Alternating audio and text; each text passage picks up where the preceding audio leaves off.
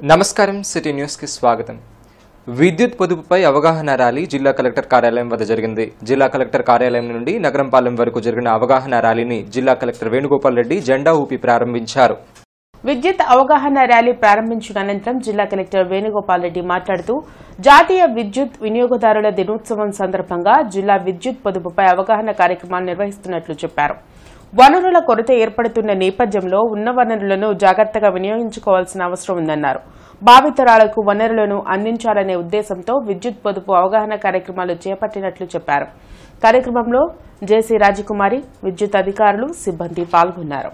మనం సమ్మర్ వచ్చేటప్పటికి విపరీతమైన పీక్ లోడ్కి వెళ్ళిపోతున్నాం. బికాస్ జనాభా విపరీతంగా పెరుగుదల ఉంది. పెరుగుదలతో పాటుగా మన విద్యుత్ వినియోగము, వాటర్ వినియోగము ఇట్లాంటివన్నీ కూడా చాలా పెద్ద ఎత్తున పెరిగాయి.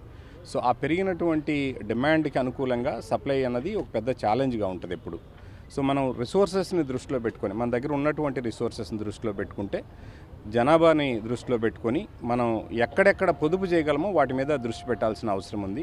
ఒక సైడు ప్రభుత్వాలు కూడా ఎప్పటికప్పుడు ఎనర్జీ సేవింగ్ అప్లయన్సెస్ మీద దృష్టి పెట్టి కొత్త వాటన్నిటిని కూడా మార్కెట్లోకి తీసుకొని వస్తున్నారు. దాదాపుగా ఇప్పుడు ఉదాహరణకి లైట్లు తీసుకుంటే 30% ఎల్ఈడికి షిఫ్ట్ అయితే మనం 30% సేవింగ్ ఉంది అని ఇప్పటికే మనకి లెక్క కూడా చెప్పడం జరిగింది. సో సేమ్ వే అట్లానే ఎయిర్ కండిషన్స్ కానీ, ఫ్రిడ్జెస్ కానీ ఇవన్నీ కూడా ఎనర్జీ సేవింగ్ అప్లయన్సెస్ వచ్చాయి. సో వాటికి మనం షిఫ్ట్ అవ్వడం, అలానే మనం అవసరం లేని టైంలో ఈ లైట్లే కదా ఏమవుతుంది అన్నది కాకుండా వాటన్నిటిని కూడా ఆపేసి ఆ రకంగా కూడా ఎనర్జీ సేవ్ చేయడం, ఇట్లాంటి చిన్న కార్యక్రమాలు, చిన్న అంశాలు ప్రతి ఇంట్లో కూడా మనం నిత్యం ప్రతి పౌరుడు కూడా చేయొచ్చు, ఎంతో కొంత ఆదా చేయొచ్చు. అంగన్వాడీల సమస్యలను పరిష్కరించాలని డిమాండ్ చేస్తూ నిర్వహిస్తున్న సమ్మె 7వ రోజు కొనసాగుతుంది. జిల్లా కలెక్టర్ కార్యాలయం వద్ద జరిగిన ధర్నాలో ఆర్టీసీ ఎంప్లాయీస్ యూనియన్ నాయకులు పాల్గొని మద్దతు తెలిపారు. Anganwadi workers and helpers union ఆధ్వర్యంలో జరుగుతున్న సమ్మెలో అంగన్వాడీలకు కనీస వేతనం 26,000 రూపాయలు ఇవ్వాలని డిమాండ్ చేశారు. సుప్రీంకోర్టు తీర్పు ప్రకారం గ్రాడ్యుయేటీ అమలు చేయడంతో పాటు తెలంగాణ కంటే ఏపీలో అధిక వేతనం ఇవ్వాలన్నారు. సమ్మె జరుగుతున్న నేపథ్యంలో అంగన్వాడీ పాఠశాల తాళాలను పగలకొట్టి స్వాధీనం చేసుకోవడం దారుణమన్నారు. ప్రభుత్వం ఎన్ని బెదిరింపులకు పాల్పడినా ఆందోళన కొనసాగిస్తామని హెచ్చరించారు. ప్రతి ఒక్కటి మేమే కొనుక్కొచ్చుకొని నెలకు వచ్చేసి 8,000 రూపాయలు పెట్టుబడులు పెడుతున్నా. సరే జీతం అన్నా వస్తే పెట్టుబడి పెడతాం, జీతం కూడా రావట్లేదు కరెక్ట్గా. అందువల్ల ఈ విధంగా ప్రభుత్వం ఆలోచించకుండా ఈ విధంగా తాళాలు పాల్గొట్టడం అనేది కరెక్ట్ కాదండి. వాళ్ళకి ఇవ్వటము, మమ్మల్ని తీసేసి వాళ్ళకి ఇవ్వాలన్న ఆలోచనతో వాళ్ళని సెంటర్లో పాల్గొట్టిస్తున్నారు. అదైతే కరెక్ట్ కాదు. మేము దీన్ని మాత్రం సమ్మతించమండి. కాబట్టి మాకు ఏదో ఒకటి వాళ్ళు ప్రభుత్వం ఆలోచించి మాకు న్యాయం జరిగేదాకా మేము మాత్రం కొనసాగిస్తామని. మా అంగన్వాడీ సెంటర్లో తాళాలు పగల కొట్టడం అనేది చేస్తున్నారు. సచివాలయ ఉద్యోగస్తులు, మా డిపార్ట్మెంట్ ఉద్యోగస్తులు అందరూ కలిసి మా అంగీకారం లేకుండానే మా అంగన్వాడీ కేంద్రాలు తాళాలు పగలగొట్టడం అనేది సమంజసం కాదు. ఎందుకంటే దాంట్లో మా ఈ అంగన్వాడీ కేంద్రానికి సంబంధించిన ఫుడ్కి సంబంధించినవి కాకుండా మాకు సంబంధించిన విలువైన వస్తువులు కూడా ఉన్నాయి. కాబట్టి దాంట్లో ఏదన్నా కనుక మిస్టేక్ జరిగితే కనుక మేము కూడా పోలీస్ కేసులు పెట్టడానికి నిర్ణయం తీసుకున్నాము. ఎందుకంటే అంగన్వాడీ గవర్నమెంట్ సొమ్ము అని అంటున్నారు, కాదండి. అందులో మొత్తం మా సొమ్మే ఉంది. రెంట్స్ కానీ, బిల్స్ కానీ, అందులో ఉన్న ప్రతి ఒక్క సరుకు కూడా మా అంగన్వాడీ టీచర్స్కి సంబంధించిన అగ్రిగోల్డ్ బాధితులకు రాష్ట్ర ప్రభుత్వం న్యాయం చేయాలని డిమాండ్ చేస్తూ జిల్లా కలెక్టర్ కార్యాలయం వద్ద నిరసన ప్రదర్శన నిర్వహించారు. AgriGold customers and agents welfare association ఆధ్వర్యంలో నగరంపాలెం 3 బొమ్మల సెంటర్ నుండి జిల్లా కలెక్టర్ కార్యాలయం వరకు ర్యాలీ చేసి నిరసన తెలిపారు. నిరసన ప్రదర్శన అనంతరం అగ్రిగోల్డ్ బాధితుల సమస్యలను పరిష్కరించాలని డిమాండ్ చేస్తూ జిల్లా కలెక్టర్కు వినతి పత్రం అందజేశారు.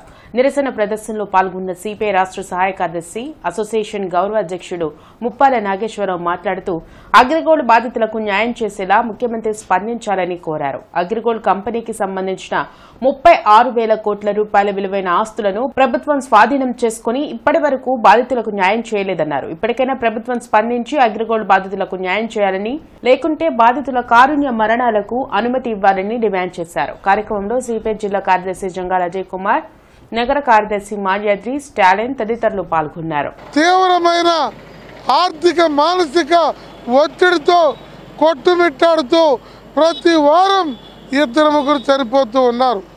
అందువల్ల యుద్ధ ప్రాతిపదికన కారుణ్య మరణాల స్థితి, మీ మాట తప్పిన మీ పరువు పోయే పరిస్థితి, జనవరి 15 తర్వాత ఈ పోరాటాన్ని మేము రాజకీయంగా తీసుకోకముందే న్యాయం చేయమని చివరిసారి ముఖ్యమంత్రి గారికి విజ్ఞప్తి చేస్తున్నాం. బీసీల సమస్యలను రాష్ట్ర ప్రభుత్వం పరిష్కరించాలని డిమాండ్ చేస్తూ బీజేపీ ఆందోళన చేపట్టింది. బీజేపీ ఓబీసీ సెల్ ఆధ్వర్యంలో జిల్లా కలెక్టర్ కార్యాలయం వద్ద ధర్నా చేసి నిరసన తెలిపారు. బీసీలకు 56 కార్పొరేషన్లు ఏర్పాటు చేసి వాటికి నిధులు కేటాయించకుండా జగన్ మోసం చేశారని బీజేపీ ఓబీసీ సెల్ నాయకులు ఆరోపించారు. బీసీల సంక్షేమ హాస్టల్ను ప్రభుత్వం పట్టించుకోకపోవడంతో విద్యార్థులకు బదులు పందులు కుక్కలు నివాసం ఏర్పాటు చేసుకున్నాయన్నారు. బీసీ ఓట్లతో అధికారం చేపట్టిన జగన్ ఇప్పుడు వారి పట్ల వివక్ష చూపుతున్నారని, రానున్న ఎన్నికల్లో బీసీలు తగిన బుద్ధి చెప్తారని హెచ్చరించారు. కార్యక్రమంలో బీజేపీ రాష్ట్ర ప్రధాన కార్యదర్శి బిట్రా శివనారాయణ, ఓబీసీ మోర్చా అధ్యక్షులు రామకృష్ణ తదితరులు పాల్గొన్నారు. ఇవాళ నగరం నడిబొడ్డులో ఉన్నటువంటి మరి బీసీ సంక్షేమ హాస్టల్ను కూడా మరి ఎన్నో సంవత్సరాల నుంచి బట్టి ఇక్కడ ఉన్నది. మరి మేము ఆ సంక్షేమ హాస్టల్ని మళ్ళీ తిరిగి పునరుద్ధరించి మరి బీసీ విద్యార్థులకు అందజేయమని చెప్పాము. ఎన్నోసార్లు మరి కలెక్టర్ వారికి వినతిపత్రం కూడా ఇచ్చాము. కానీ ఈ రోజు వరకు కూడా దానికి మరి ఎలాంటి న్యాయం జరగలేదు. అంటే బీసీలు అంటే మీకు అంత అలుసా? మరి బీసీలకు ఎలాంటి న్యాయం చేయకుండా, బీసీలకు ఎలాంటి అవకాశాలు కల్పించకుండా ఉన్నటువంటి ప్రభుత్వం మరి రానున్న రోజుల్లో మరి తీవ్రమైన పరిణామాలను ఎదుర్కొంటుంది. మరి రాష్ట్ర వ్యాప్తంగా బీసీలందరూ ఏకతాటిపై నిలిచి ఉద్యమ రూపంలో ఈ గవర్నమెంట్కి బుద్ధి చెప్పే పరిస్థితి వస్తుందని చెప్పి మీ అందరికీ తెలియజేస్తున్నాము. సబ్సిడీ లోన్ తీసేసాం. బీసీలకు వచ్చే అన్ని నిధులను కూడా అంటే దాదాపు గతంలో ₹1,00,000 లోన్ కనుక బీసీ చేతి వృత్తులకు ఇచ్చినట్లయితే 50,000 సబ్సిడీ పోయేది. అటువంటి లోన్లు లేవు. ఫీజు రియంబర్స్మెంట్ సపరేట్గా బీసీలు సపరేట్గా ఉండేది, అది లేదు. హాస్టల్లో అయితే మరీ ఘోరంగా పందులు తిరుగుతున్నాయి, కుక్కలు తిరుగుతున్నాయి. చూస్తుంటే కన్నీరు వస్తుంది అక్కడికి వెళ్ళి. ఇటువంటి జగన్మోహన్ రెడ్డి ప్రభుత్వం బీసీ సాధికారత బస్సు యాత్ర అని చెప్పి రాష్ట్రంలో చేపట్టి చేస్తుంది. సిగ్గుండాల ఈ రాష్ట్ర ప్రభుత్వానికి.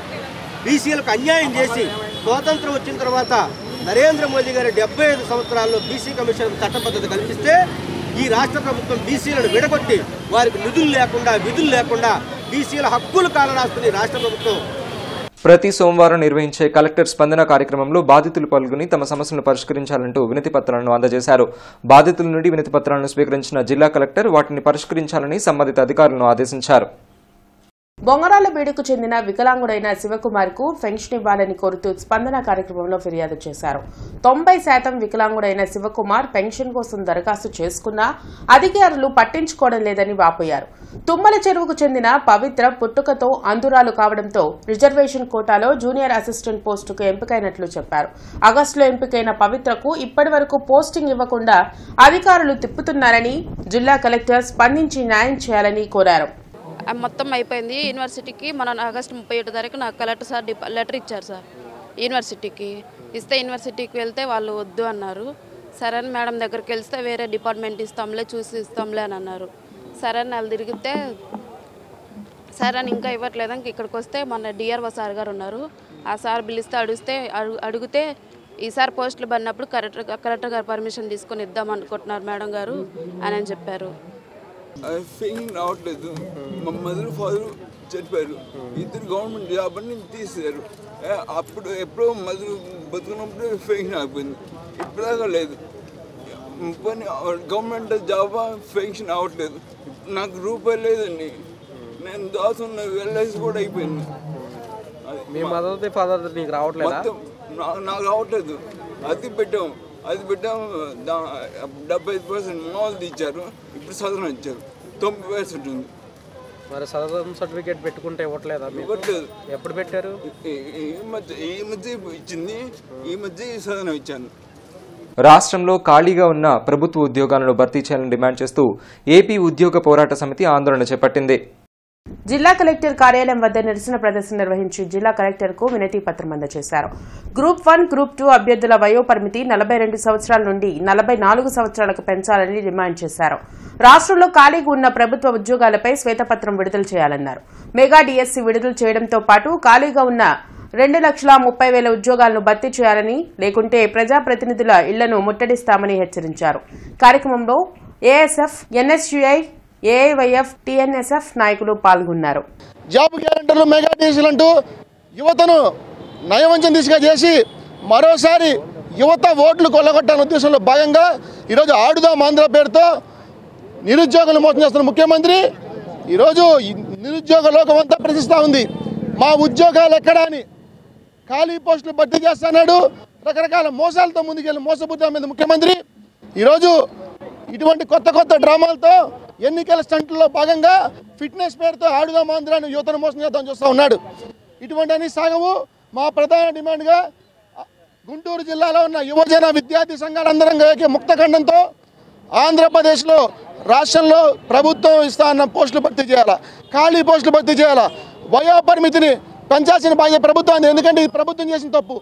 ఆ గ్రూప్ 1 గ్రూప్ 2 ఉద్యోగాలకు కూడా మీరు 4.5 సంవత్సరాలుగా వాళ్ళకి ఉద్యోగాలు లేని కారణంగా వయో పరిమితి పెరగడం జరిగింది. కాబట్టి వాళ్ళకు వయో పరిమితిని కూడా ప్రభుత్వం 42 నుంచి 44 సంవత్సరాలకి పెంచాలి. అదేవిధంగా ఈ యొక్క రాష్ట్ర ముఖ్యమంత్రి తెలంగాణ ఎన్నికల ఫలితాలను చూసి నేడు కొన్ని ఉద్యోగాలు మాత్రమే విడుదల చేసి నేను జాబ్స్ విడుదల చేశానని నిస్సిగ్గుగా చెప్తా ఉన్నారు. మేము కూడా ఒకటే డిమాండ్ చేస్తా ఉన్నాము.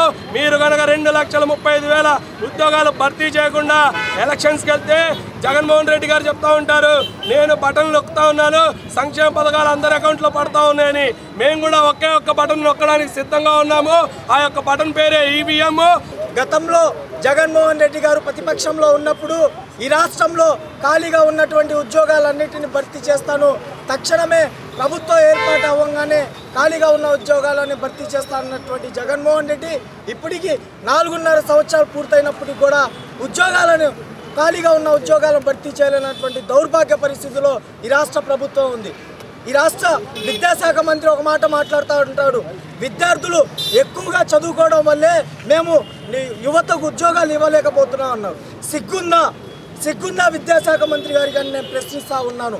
రాష్ట్ర ప్రభుత్వం ప్రతిష్టాత్మకంగా చేపట్టిన మా నమ్మకం నువ్వే జగన్ కార్యక్రమం తూర్పు నియోజకవర్గంలోని 14వ వార్డు డిఎస్సీ నగర్లో నిర్వహించారు. ప్రతి పేదవాడికి తాను ఉన్నానని భరోసా కల్పిస్తున్న ముఖ్యమంత్రిని 2024 ఎన్నికల్లో సీఎం పీఠంపై కూర్చోబెట్టేందుకు తమ వంతు కృషి చేయాలని నూరి ఫాతిమా కోరారు. తూర్పు నుంచి భారీ మెజారిటీతో తనను గెలిపించవలసిందిగా ఆమె ఆకాంక్షించారు. కార్యక్రమంలో స్థానిక కార్పొరేటర్ వేముల జ్యోతి, వైసీపీ ముఖ్య నాయకులు మద్దిరెడ్డి సుధాకర్ రెడ్డి, నాగేశ్వరరావు తదితరులు పాల్గొన్నారు. టైమ్స్ టుడే యూట్యూబ్ ఛానల్ను సమాచార కమిషనర్ శామ్యుల్ జొనాథన్ ప్రారంభించారు. ఆఫీస్ క్లబ్ లో జరిగిన టైమ్స్ టుడే ప్రారంభ కార్యక్రమంలో శామ్యుల్ జోనాథన్ మాట్లాడుతూ పేదల సమస్యలను పరిష్కరించేలా న్యూస్ ఛానల్స్ ఉండాలన్నారు. ఎలక్ట్రానిక్ మీడియా వేగంగా సమాజాన్ని ప్రభావితం చేస్తుందన్నారు. మీడియాలో జవాబుదారీతనం లోపించడం వల్ల సరైన వార్తలను ప్రచురించలేకపోతున్నారన్నారు. సరైన సమాచారంతో నిజమైన వార్తలను ప్రచురించేలా వార్తా సంస్థలు పనిచేయాలని కోరారు. కార్యక్రమంలో times today chairman Wilson, club secretary Wilson, Prabhakar, Ramesh తదితరులు పాల్గొన్నారు.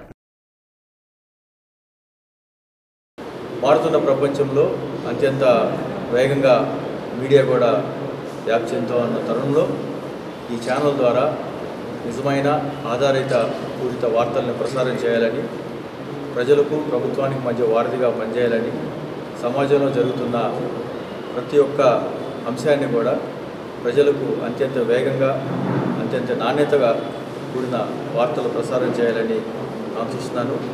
అట్లాగే ఈ ఛానల్లో పనిచేసే వారందరి సిబ్బందికి, ఛానల్ యజమానానికి మరోసారి శుభాకాంక్షలు చెబుతున్నాను. మెడికల్ రిప్రజెంటేటివ్ల సమస్యలను పరిష్కరించాలని డిమాండ్ చేస్తూ ఈ నెల 20వ తేదీన జరగనున్న దేశవ్యాప్త సమ్మెను జయప్రదం చేయాలని AP medical and sales representative union జిల్లా కార్యదర్శి అబ్దుల్ సలీం పిలుపునిచ్చారు. సిపిఎం జిల్లా కార్యాలయంలో అబ్దుల్ సలీం మీడియాతో మాట్లాడుతూ మెడికల్ రిప్రజెంటేటివ్స్లకు సేల్స్ ప్రమోషన్ ఎంప్లాయీస్ చట్టాన్ని అమలు చేయాలని డిమాండ్ చేశారు. మందులు, మెడికల్ పరికరాల ధరలను తగ్గించి జీఎస్టీని తీసివేయాలన్నారు. మెడికల్ రిప్రజెంటేటివ్లకు పని విధానాలను అమలు చేయడంతో పాటు ఉద్యోగ భద్రత కల్పించాలని డిమాండ్ చేశారు. కార్యక్రమంలో జిల్లా ఉపాధ్యక్షులు అనిల్ కుమార్, శశిధర్, మల్లికార్జునరావు తదితరులు పాల్గొన్నారు. కాబట్టి ప్రభుత్వం దీని మీద ఒకసారి పునరాలోచించి మందుల మీద ఉన్న ట్యాక్స్ను పూర్తిగా ఎత్తివేయాలని, అట్లాగే మందుల ధరలను నియంత్రించాలని, అత్యవసర నిత్యావసర మందులను ప్రజలకు అందుబాటులో ఉంచాలని చెప్పేసి మేము డిమాండ్ చేస్తూ ఉన్నాము. అట్లాగే మెడికల్ రిప్రజెంటేటివ్స్కి సరైన పని పద్ధతులు, విధానాలు లేవు.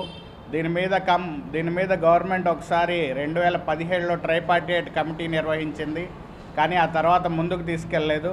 కాబట్టి గవర్నమెంట్ మరొకసారి దీన్ని చొరవ చేసుకొని మెడికల్ రిప్రజెంటేటివ్స్కి సరైన పని విధానాలు కల్పించాలని, అట్లాగే జీడిపిలో వైద్యానికి సంబంధించి 5% వాటాను ఇవ్వాలని చెప్పేసి మేము ఈ స్ట్రైక్ ద్వారా కేంద్ర ప్రభుత్వానికి డిమాండ్ పెడతా ఉన్నాము. సిటీ న్యూస్ సమాప్తం. నమస్కారం.